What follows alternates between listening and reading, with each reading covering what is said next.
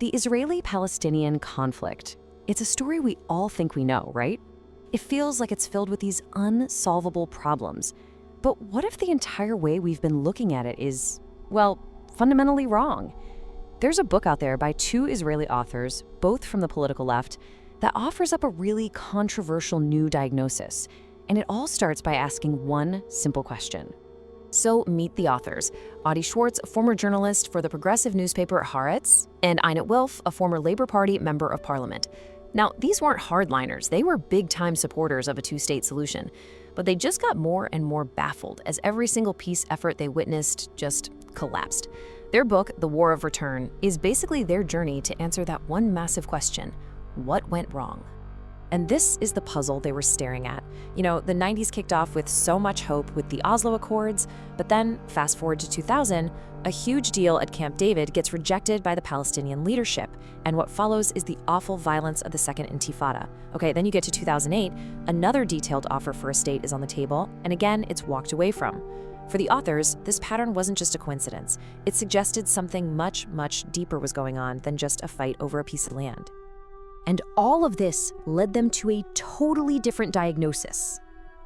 They argue that if we really want to understand this conflict, we need to shift our focus. We need to stop looking so intently at the events of 1967 and rewind the clock all the way back to the foundational events of 1948. Okay, so here's the split. The conventional view, the one we hear all the time, frames this as a territorial conflict. It's all about the 1967 borders, the settlements, the occupation, and the goal, logically, is to create a Palestinian state. But this book's thesis? It's radically different. It says, hold on, this isn't territorial, it's existential. It's rooted in the rejection of Israel's very existence back in 1948. And from that point of view, the real goal isn't just about establishing a state, it's about the return of millions of refugees into sovereign Israel. So what on earth is this war of return? Well, the authors define it very specifically. They say it's not primarily a humanitarian issue, it's a political and ideological demand. It's the idea that millions of descendants of the original 1948 refugees should get to return to their great-grandparents' homes inside Israel. They argue this is really a strategy to, in effect, reverse the outcome of the 1948 war and end Israel's existence as a Jewish majority state. And to prove this isn't some new interpretation they just came up with, they dig back into history. They point to quotes like this one from the Egyptian foreign minister way back in 1949. He said it pretty plainly: demanding the return of refugees means the return as masters of the homeland and the liquidation of the state of Israel. The authors use this to show that, hey, the political nature of this demand was understood from day one. So in the book's version of the origin story, the sequence of events is absolutely critical. In November 1947, the UN votes to partition the land, one state for Jews, one for Arabs. The Jewish leadership accepts the plan. The Arab leadership, however, rejects it and declares war to stop it from happening. It was this war, they argue, the war launched to prevent partition, that ended up creating the refugee problem, displacing about 726,000 Palestinians by the time it was over. But okay, that was in 1949. If the war created the problem, what has kept it going, and not just going, but growing for more than 70 years? The authors point their finger at one very specific, and they argue, totally unique mechanism, what they call the UNRWA exception. So let's look at the numbers. Back in 1949, the UN counted around 726,000 Palestinian refugees. Today, the number of registered refugees under UNRWA is over 5.5 million. So you have to ask, how did that number explode by more than 700%? Why does it just keep growing? The answer, according to the book, lies in this really crucial difference between the two UN refugee agencies. See, for every other refugee population in the entire world, there's the UNHCR. Its goal is simple: resettlement and integration. Once you become a citizen of a new country, you're not a refugee anymore. But UNRWA, the agency created just for Palestinians, operates on a completely different set of rules. It has no mandate for resettlement. And here's the kicker: refugee status is hereditary. It gets passed down from generation to generation forever, even if you become a citizen of another country. And the book really drills down into this UNRWA anomaly. It's a system that exists nowhere else on Earth. Refugee status is passed down forever. It doesn't get canceled even if you become a citizen of, say, Jordan. And get this, UNRWA even operates within the West Bank and Gaza, the declared state of Palestine, which means you literally have citizens being treated as refugees in their own country. And on top of all that, they argue its education system raises generations on a political identity built around the idea of return. And look, this isn't just the author's opinion. They're quick to point to other international figures who've raised the same red flags. People like the Swiss foreign minister, who said in 2018 that by funding UNRW, the world is effectively keeping the conflict alive. So, if that's the diagnosis, what's the prescription for a cure? This is where the book moves into its final, and you could say its most provocative section, laying out a path to peace that involves dismantling this whole war of return. The author's central claim is, well, it's pretty blunt. They say a two-state solution is completely impossible as long as the international community, through organizations like UNRWA, continues to endorse and fund the narrative of return to sovereign Israel. So they lay out a four-step proposal to change things. First, they say Western donor countries need to be crystal clear that their aid money is humanitarian, not political support for return. From there, the idea is to start normalizing the situation. Transfer UNRWA services in the West Bank and Gaza over to the Palestinian Authority, and shift the refugees in places like Syria and Lebanon over to the standard UNHCR mandate, which focuses on resettlement. The endgame? To dismantle UNRWA entirely and finally end this unique, hereditary refugee status for Palestinians. Ultimately, the book's challenge is this. For 70 years, the world may have been trying to solve the wrong problem. It argues that the real key to peace isn't about drawing lines on a map, but about dismantling the dream of return. So the question it leaves us with is a big one. Does this perspective offer a genuinely new way forward, or does it dangerously overlook other fundamental, painful aspects of this very complex conflict? You know, when we talk about global conflicts, especially one as enduring and complex as the Arab-Israeli conflict, it's easy to feel overwhelmed. Definitely. There's such a dense history, so many perspectives. But what if there's a central issue, often presented in one light, that actually carries a far deeper, more surprising history and, well, a different kind of political weight than we typically understand? Today, we're taking a deep dive into the Palestinian refugee problem and specifically the concept of the right of return. Right. Our primary source for this exploration is The War of Return, How Western Indulgence of the Conflict Perpetuates It by Schwartz and Einat Wilf. And our mission today is really to distill the most important insights from this material.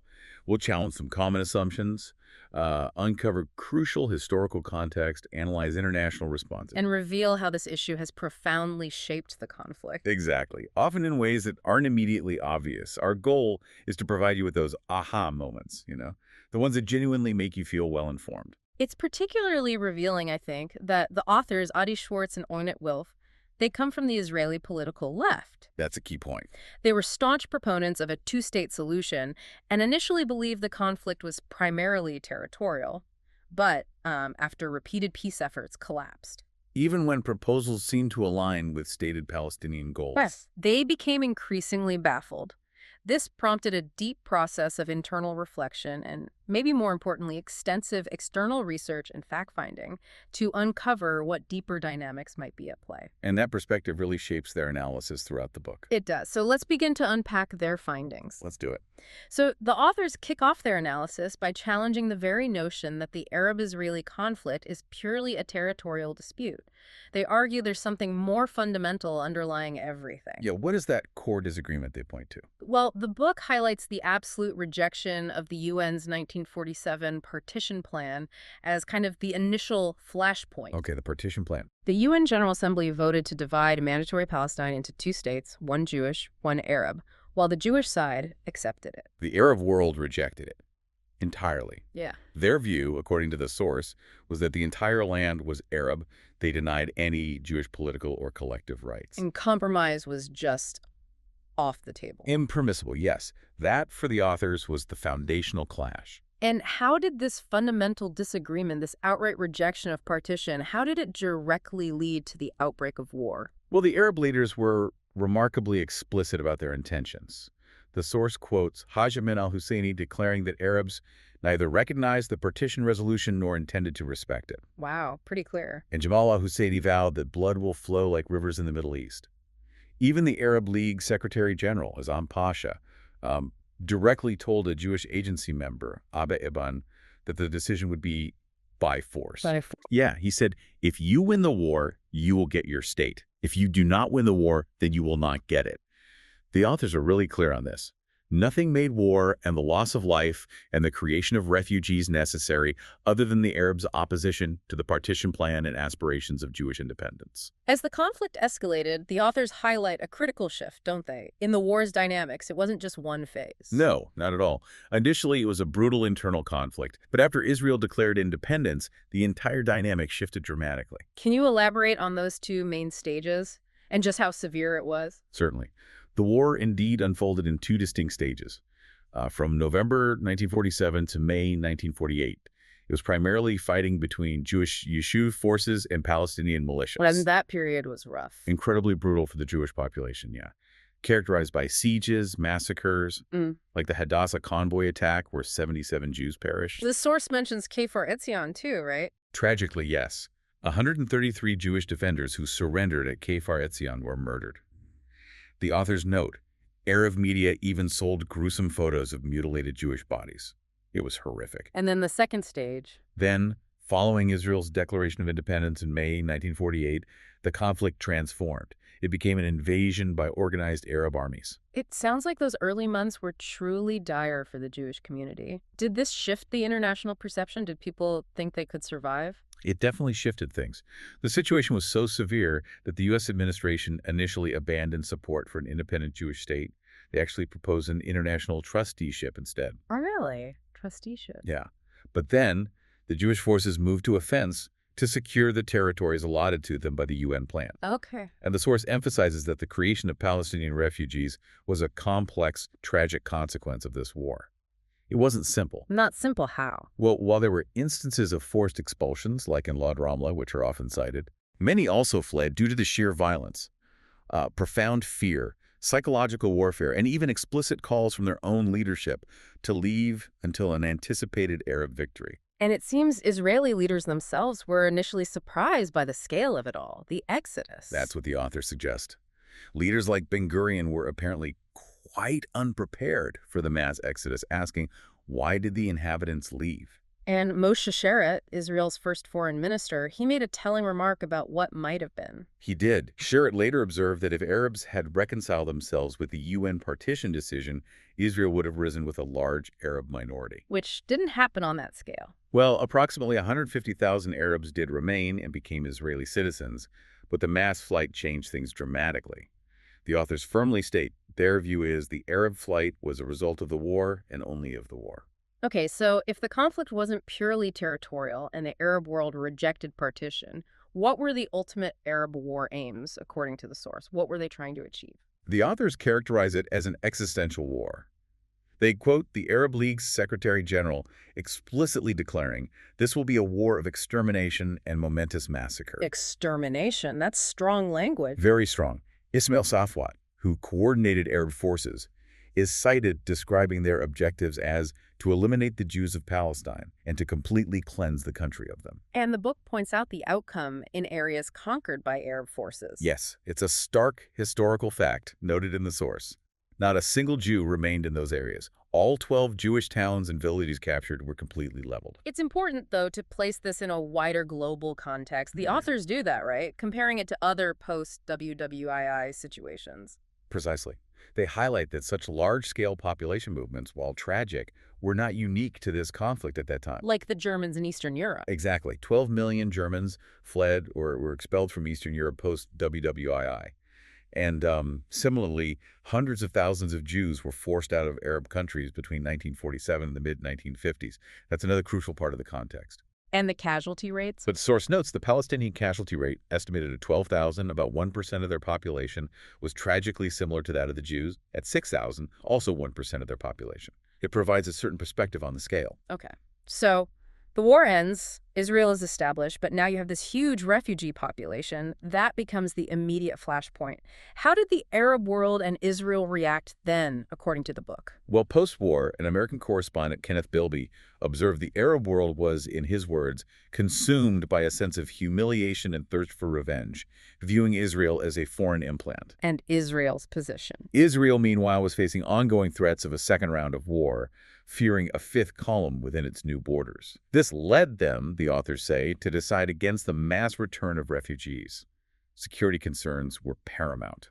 Now, we often hear the argument, famously articulated by Edward Said in The Question of Palestine, that the reason for the flight is irrelevant. What matters, he argued, is their entitlement to return. How does the source engage with that specific viewpoint? That's a really critical point the authors tackle. Their core insight is that the demand for return wasn't presented or wasn't just a simple humanitarian plea. It was something else. They argue it was deliberately reframed and wielded as a political weapon, a strategic continuation of the war, but off the battlefield. How so? Well, Arab states like Syria and Egypt openly stated, even after signing armistice agreements, that the war with Zionism is approaching. They refuse to recognize Israel, unified for political warfare against it. And this is where the term Nakba comes in. Exactly. They describe their defeat as the Nakba, or catastrophe of Palestine, placing the blame squarely on the Jews and their new state.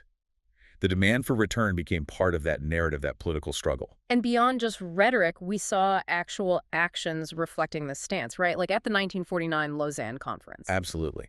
The Arab League refused to even sit with the Israeli delegation there. They enacted boycotts, sealed their borders, imposed economic sanctions. It was a clear, unified stance against any normalization or recognition of Israel.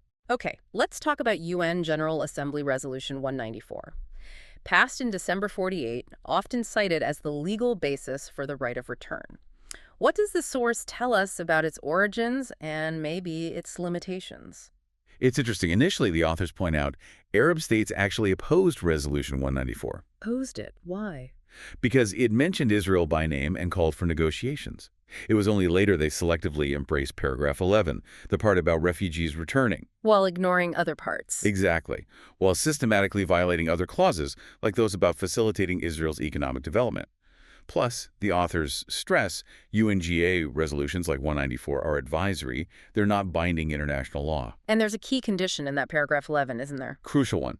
It refers to refugees wishing to live at peace with their neighbors. Given the stated hostility and the explicit war aims we just discussed, the authors argue implementing this was practically impossible. It would have been, in their words, suicidal for the nascent Jewish state. Even the U.S., despite Truman being generally pro-Israel, reportedly pressured Israel on refugees, worried about instability. Yes, the source mentions U.S. pressure. But Israel's response, attributed to Ben-Gurion, was definitive. We can be crushed, but we will not commit suicide. Did Israel offer any compromises? They did make some proposals, according to the book, things like absorbing the Gaza Strip or taking back 100,000 refugees. But these were consistently rejected by the Arab states. So a total political impasse. Yeah. That often leads to shifts in international policy, right? What happened next on that front? Well, recognizing this deadlock, the U.S. launched the Gordon Clapp Economic Survey Mission in 1949. Its mandate marked a really critical turning point. How so? It explicitly shifted the focus towards reintegration into the economic life of the area, basically moving away from mass repatriation to Israel and towards resettlement and integration elsewhere. But the authors also detail how these rehabilitation efforts faced fierce resistance, not just from leaders, but from the refugees themselves. They cite a specific, striking example involving Musa Alami. Yes, the Musa Alami story is powerful and, for the authors, deeply revealing. He was a respected Palestinian figure who genuinely tried to help. What did he try to do? He established an agricultural project near Jericho, aiming to help refugees build new, self-sufficient lives. A practical solution, you might think. Right. But he was accused of treason for attempting integration, and in 1955, his farm was attacked and burned down by thousands of refugees. Wow. What significance do the authors draw from that? For them, that episode was the clearest and most brutal evidence to date of the Arab attitude that any attempt at rehabilitation and integration was grave treachery. Yeah. Faced with the choice, as the authors frame it, between humiliation or accepting Israel's existence through integration, the refugees chose to remain in the camps. And critically, there was another move around this time involving UN agencies. Yes, a very important one. The Arab states deliberately excluded Palestinians from the mandate of the main UN refugee agency, UNHCR. UNHCR focuses on resettlement, right? Finding permanent solutions. Exactly. Instead, they insisted Palestinians remain under a separate agency, UNRWA, the UN Relief and Works Agency. This setup, the authors argue, effectively guaranteed the perpetuation of the Palestinian refugee problem. So UNRWA was set up in 1950. How did its role evolve beyond just immediate humanitarian aid, and what was the long-term impact of that evolution? Well, it started with humanitarian needs, yes, but its mandate was extended in 1959 without emphasizing rehabilitation or resettlement, Why the change, or lack of change? largely due to Arab political pressure, the authors say. It became what they call a political marriage of convenience between the U.S. providing funding and Arab states setting the political terms. And UNRWA itself became. They describe it as an empty shell that ended up serving Arab political interests and prolonging the problem. And crucially for the refugees, the UNRWA registration card became a kind of certificate guaranteeing their eventual return. It symbolized that political promise. And the camps themselves changed physically over time. They did. They went from temporary tents to more permanent neighborhoods, often with, ironically, better basic services than some poorer areas in the host countries. But they stayed refugee camps. Deliberately, yes, they retained that official designation. And the source points out that most Arab governments, Jordan being the main exception, denied Palestinian citizenship. The UNRWA card became their de facto identity. How did that affect Palestinian identity? The authors argue this policy heightened the Palestinian sense of estrangement and unique national identity, making the term refugee virtually synonymous with Palestinian. It wasn't just a status, it was who they were. Okay, let's dig into UNRWA's structure. How did its unique definition of refugee basically lock in this status for generations? How did it perpetuate things? This is really a critical point in the book. The authors reveal UNRWA's definition of a refugee is, well, unique, completely different from UNHCR's. How is it different? It registers descendants indefinitely. People whose parents, grandparents, great-grandparents were refugees are also registered as refugees, now into the 5th generation. So the numbers just keep growing. Dramatically inflated, yes. The source states only a few tens of thousands of the current 5.5 million registered are original 1948 refugees. And unlike UNHCR. UNRWA deliberately ignores when refugees gain citizenship in other countries. They give the example of Jordan, where 2.2 million registered refugees are full Jordanian citizens. But still counted as refugees by UNRWA. Still counted. Even Palestinians in annexed East Jerusalem, who are legal residents of Israel, are still registered by UNRWA. The authors argue this registration system serves a political vision of collective, comprehensive, and full Palestinian return in a manner that undoes the state of Israel. It's political, not just humanitarian record-keeping. The source also focuses on UNRWA's education system as a key instrument in this politicization. What impact did UNRWA schooling have? Well, the schools undeniably provided essential education, but the authors argue they simultaneously fostered a national identity built entirely around a sense of victimhood and injustice. And the idea that this could only be fixed how? And the view that it could only be rectified through violent means.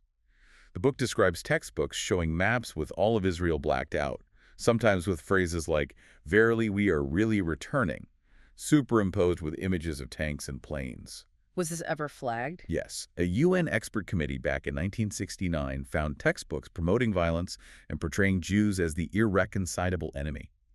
But the recommendations, the authors say, were largely ignored. This sounds like it could be a direct pipeline to radicalization with tragic, real-world consequences. The authors argue it was. This culture of return and the systematic indoctrination in the camps, they say, directly contributed to mass enlistment in militant and terror organizations. They give specific examples. Yes. Jamal al-Ghashi, one of the perpetrators of the 1972 Munich massacre, was a product of the Shatila camp in Lebanon. 6 of the 8 Munich terrorists came from refugee camps, driven, the book says, by an ardent belief in a violent return to Palestine. And the camps themselves became more than just places to live. They became military outposts, training grounds for groups like the PLO, a source of recruits through programs like Fatah's Ashbal Lion Cubs for children and teenagers. The PLO gained de facto control in Lebanese camps, levying taxes, setting up courts, revising school curricula, Leading to wider conflicts. ultimately contributing to conflicts like the devastating Lebanese Civil War and later the First Intifada. The camps weren't passive places. So after decades of this embedded culture of return, we get to the era of peace negotiations in the late 20th century. Did that actually change the fundamental dynamics, or did the underlying objectives persist? Well, the authors argue that figures like Yasser Arafat, especially after the 1973 war, became adept at using vague and ambiguous language for Western audiences, sounding moderate, perhaps. But underneath. Their analysis is that his true objective remained the elimination of the State of Israel, pursued through a phased strategy. His talk of a secular and democratic Palestine, they argue, was essentially designed to annul Jewish self-determination and create an Arab-majority state, which means... The end of Israel as a Jewish state. Precisely. That's their interpretation of the underlying goal. So what does this understanding, this perspective, tell us about why major peace efforts ultimately failed? Thinking about Oslo in the 90s, Camp David in 2000, the Olmert proposal in 2008.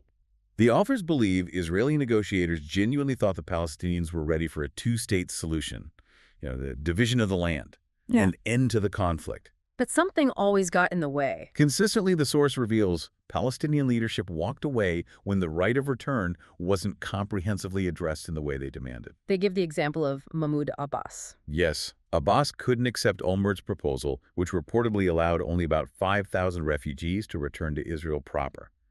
He's quoted saying, "I can't tell 4 million Palestinians that only 5,000 of them can go home." So the right of return was the consistent deal breaker. It remained the deal breaker, yes. According to the authors, this indicated a deeper, non-territorial aspiration was still at play.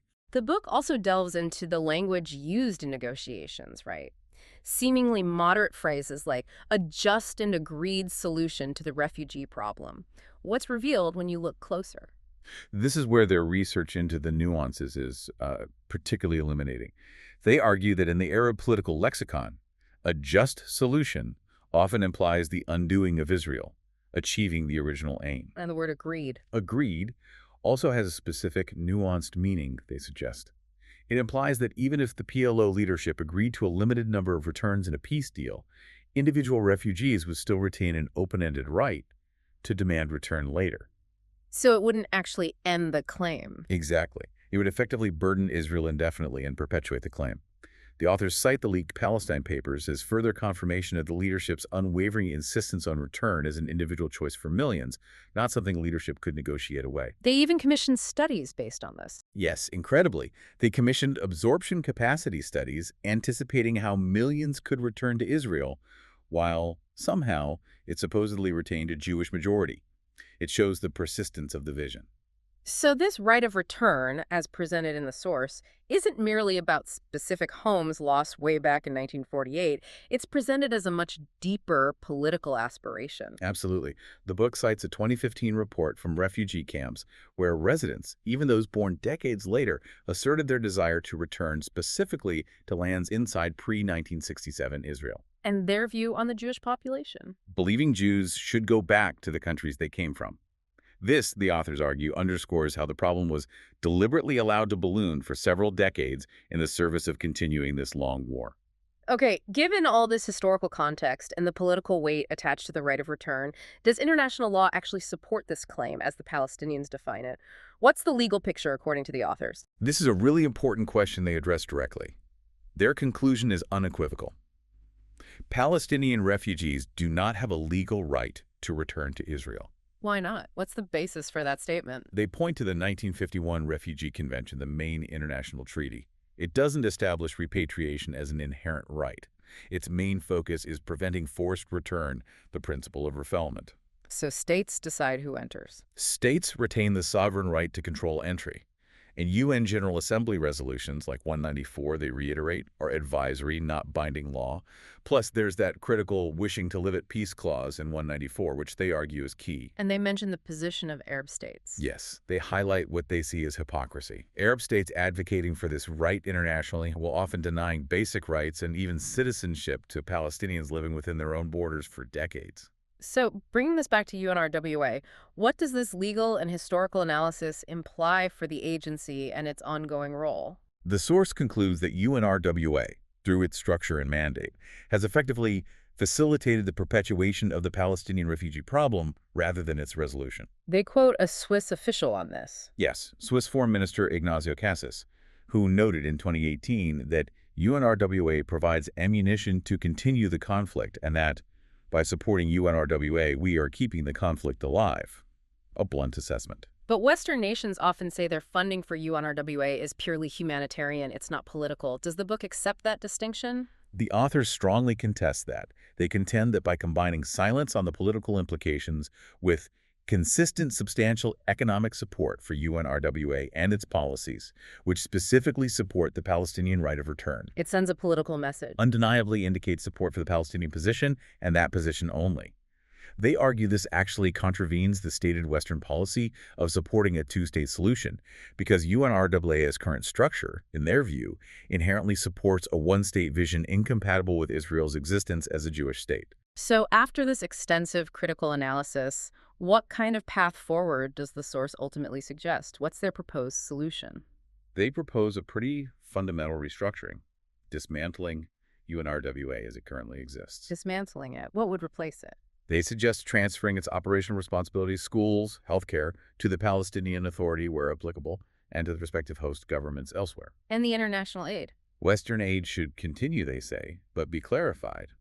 It supports humanitarian needs, but explicitly not the political vision of return. The funding should be decoupled from that political project. They compare this to UNHCR's approach. Yes, they draw a direct comparison to UNHCR, which focuses on finding practical, workable, permanent solutions for refugees. That includes resettlement in third countries when repatriation isn't feasible, like with the Bhutanese refugees in Nepal. Find a real home, basically. And the ultimate goal of this proposed shift. The goal, they argue, is to dislodge what they see as a main obstacle to peace by ending the international legitimization of what they controversially call the war of return. Wow. Okay. This deep dive has truly laid bare the intricate, and as the authors argue, often intentionally obscured relationship between the Palestinian refugee problem and the broader Arab-Israeli conflict. It really has. We've seen, through their lens, how the right of return, as interpreted and pursued by Palestinian leadership and supported by UNRWA's structure, is presented not simply as a humanitarian plea, But as a deeply political strategy aimed. They contend at fundamentally altering the demographic reality and thus the nature of the State of Israel. Understanding these historical nuances and the political drivers the authors identify is, I think, absolutely crucial for you, our listener. It really challenges us, doesn't it? To look beyond the more simplistic narratives and to critically evaluate how international actions, even humanitarian aid, can perhaps unintentionally end up perpetuating conflict rather than resolving it. It's about grasping the deeper why behind this enduring tragic deadlock. So here's a final provocative thought based on the author's perspective. If the ultimate goal embedded in the demand for a full right of return is indeed, as they argue, to dismantle Israel demographically, and if international law, as they interpret it, does not actually mandate this kind of return, then what truly happens when the international community continues funding an agency whose structure and policies, according to this analysis, reinforce that very aspiration? It's a tough question. What would a truly impartial, consequences-focused approach to the Palestinian refugee issue look like? An approach focused solely on permanent, practical solutions for the people involved, wherever they might be found. And how might that kind of shift potentially change the trajectory of peace in the Middle East? Something for you to definitely mull over.